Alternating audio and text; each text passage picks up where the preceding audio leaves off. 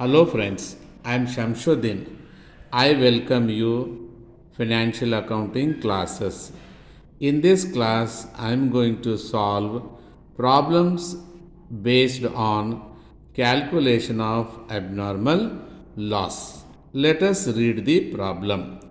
Mohan consigned 200 cycles to Ranganatha at rupees 1000 each.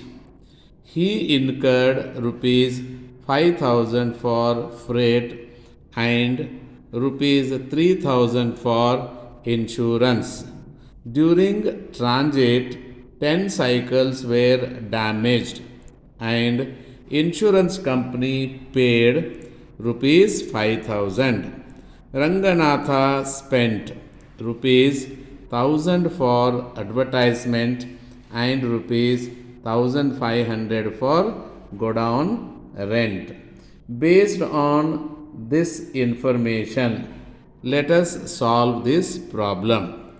In this problem, Mohan is consignor and Ranganatha is consignee. Mohan consigned 200 cycles at the cost of rupees 1000 each. While sending, he has incurred freight and insurance rupees 5000 and 3000 respectively. These two expenses are called as non-recurring expenses. Non-recurring expenses are the expenses which are incurred once in a lifetime of an asset or goods or items. During the transit, 10 cycles were damaged and insurance company has paid rupees 5000. Insurance company has paid rupees 5000 because Mohan has insured these goods by paying a premium of rupees 3000. Ranganatha also spent rupees 1000 for advertisement and rupees 1500 for godown rent.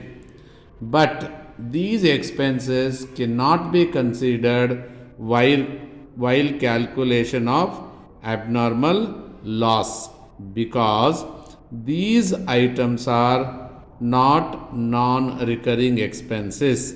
These are the expenses regular in nature. So let us solve this problem. So I'll calculate calculation of abnormal loss. So to calculate this abnormal loss, I'll prepare one statement or table. This table can be calculated like this. So I'll consider two columns. One is rupees and other one is particulars. So in this case, there are 10 cycles. I'll write here cost of 10 cycles. Okay, 10 cycles lost. Okay, I'll take here 10 cycles, each cycle costing rupees 1000. 10 into 1000 is 10,000. This is the total cost of 10 cycles. Then I'll add proportionate non-recurring expenses. As I already told, non-recurring expenses are not regular in nature. In this problem, consignor has incurred, I'll take here consignor. Consignor has incurred, one is a freight, rupees 5000. I'll take 5000. And another one is insurance. that rupees 3000. Total amount incurred is 8000.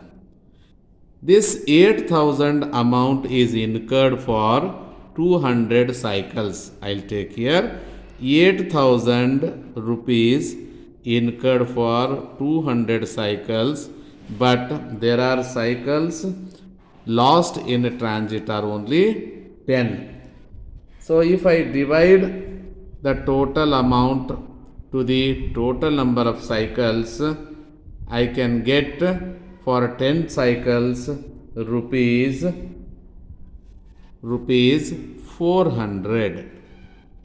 Here 400 must be added to the 10,000. So I'll get 10,400. This is the abnormal loss. Abnormal loss.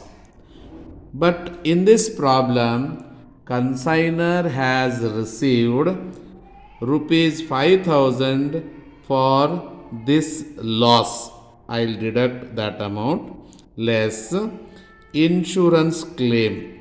Insurance claim. Whenever consignor took the insurance policy, if loss occurred, insurance company will give claims.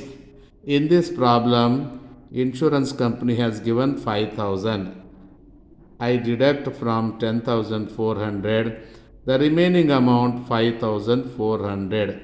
This 5,400 is net abnormal loss. I'll write here abnormal loss. This is net. In this way, abnormal loss can be calculated. Thank you.